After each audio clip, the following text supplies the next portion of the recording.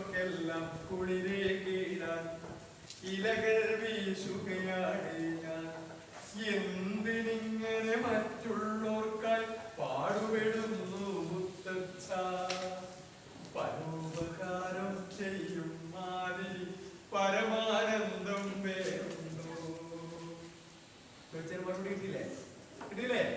അപ്പൊ ചുറ്റുപാടുള്ള ഓരോ ജീവജാലങ്ങൾക്കും, ഉള്ളവയ്ക്കും അല്ലാത്തവയ്ക്കെല്ലാം ജീവനുണ്ട് എന്ന് നമ്മൾ തീരുമാനിക്കും.